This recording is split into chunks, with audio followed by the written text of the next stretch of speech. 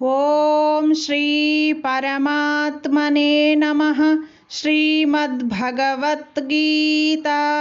అథ ద్వాదశోऽధ్యాయः.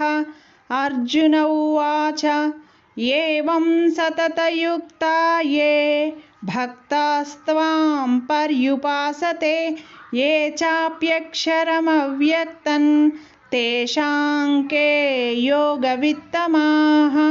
తాత్పర్యము: అర్జునుడు పలికెను, ఓ కృష్ణ, అనన్య భక్తితో పూర్వోక్త రీతిగా నిరంతరము నిన్నే భజించుచు ధ్యానించుచు పరమేశ్వరుడవైన నీ సగుణ రూపమును ఆరాధించువారును, కేవలము అక్షరుడవగు సచ్చిదానంద ఘన నిరాకార పరబ్రహ్మవైన నిన్ను అత్యంత భక్తిభావముతో సేవించువారును కలరు.